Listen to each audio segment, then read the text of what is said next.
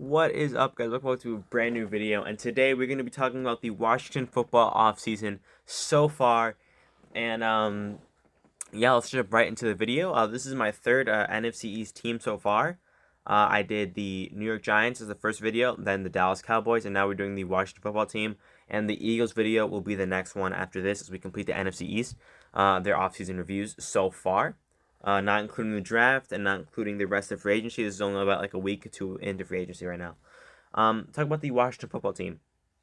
Start off with the big thing. Starting off, they got rid of Alex Smith. He was a huge cap hit to their team, so they cut him. They saved a ton of money.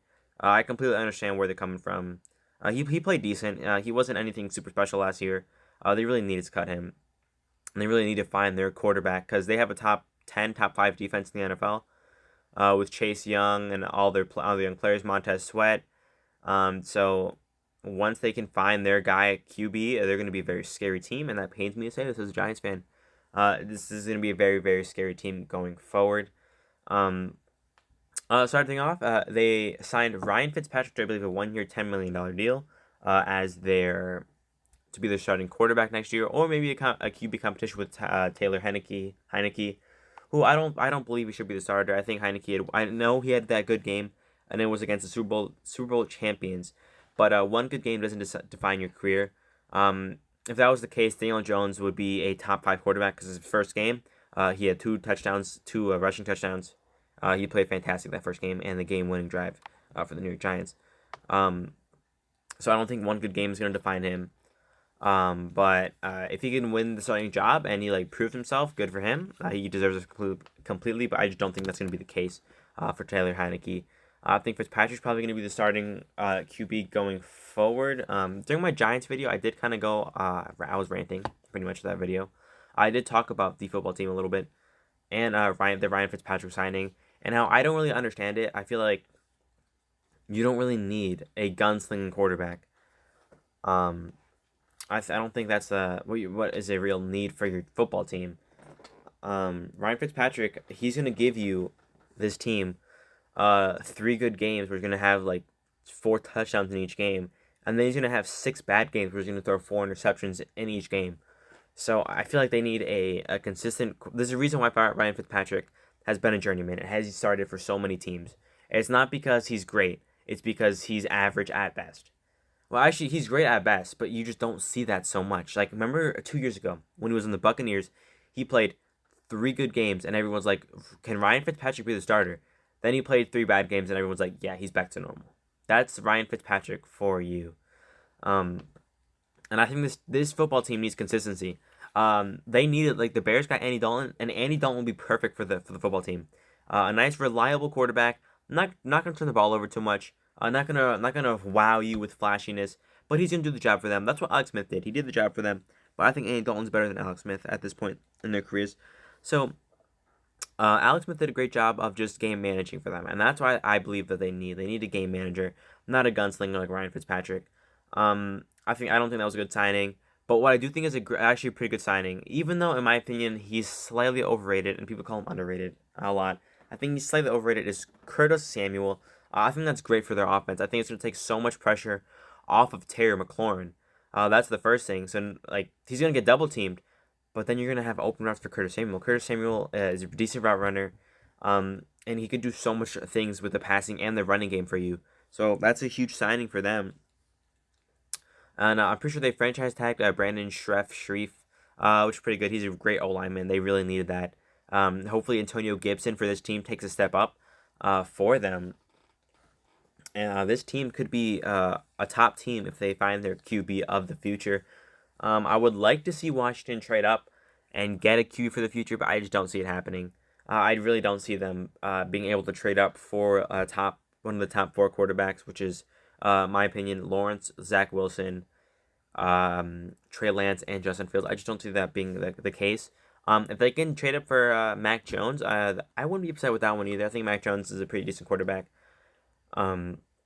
Very smart with the football, hard worker, great leader. I think that's going to be that's what Washington needs. Ryan Fitzpatrick's going to be a great guy in the locker room, but I just don't think he's going to be a great guy on the field. But then again, with the NFC East being how it is, They could compete. I think they're going to compete. I think every team in this division could compete except for the Eagles. I think Eagles are in a tough spot for their franchise at the moment. But they definitely could compete depending on how teams go. If Dallas gets a good draft in the defense, Dallas is going to compete. If the Giants, pretty much if Daniel Jones steps up to the plate, they're going to have a good season. So I think a lot of pressure is going to be on all these NFC East teams, especially after last year when a 7-9 team went into the playoffs and they weren't even a great team. So I think this year it could be a real pressure for every single team in the NFC East.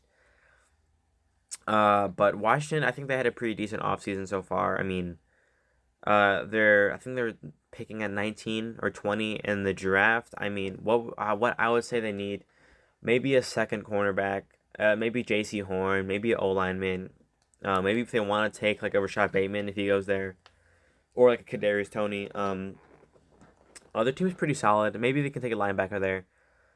Their team is pretty solid all around, though. I think you might have to go offense with your first pick at 19.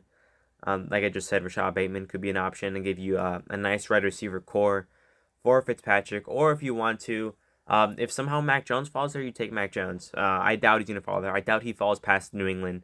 If he is there at pick 15, New England will gladly take him to be their quarterback. Probably not this year, but next year after Cam Newton leaves. But if they, again, what I would like to see them do is maybe trade up to 14, who has 14? I think it's Minnesota or LA. So if you could trade up to that spot and take Mac Jones, ahead of the Patriots, that would be a great spot. But this is saying if Mac Jones falls there, there's no guarantee. Mac Jones could go top 10 if a team really values him that high, or they value the position he plays quarterback, obviously. If they need it badly, so they have to trade up and get him.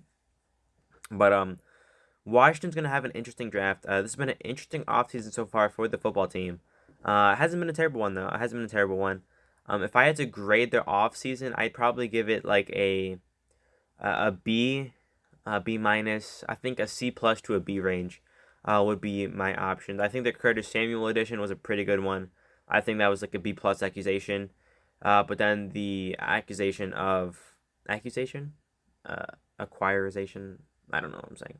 But I think the get with Ryan Fitzpatrick really, I just don't understand that get. I think it's like a C minus, D plus type of the pickup. So I'd give them like a B minus, C plus range for their picks, or for their the players that they got. I mean, they didn't really need to splurge. The team was already pretty decent. So you know what? I'll give them a B minus ish, because I mean they didn't do anything bad. So I don't know why I'm giving them like a C. I give them like a B minus. The Ryan Fitzpatrick move wasn't a bad move. It just wasn't one I would have made. Curtis Samuel was a great move for them. So yeah, I'm gonna give them a B. I'm gonna give them a B, and the Giants grade, I said in the comments I didn't grade it. I said in the comments a B plus to an A minus. I'm gonna give it an A minus. I'm gonna change this all the time, by the way. I'm gonna give the Giants one an A minus. I think I gave Dallas like a C minus, D plus. I'll stick with that. I'm gonna give Washington a B minus, depending on the draft. I think I'm gonna revisit all the teams after the draft. Just that's really gonna solidify everything going into training camps and OTAs.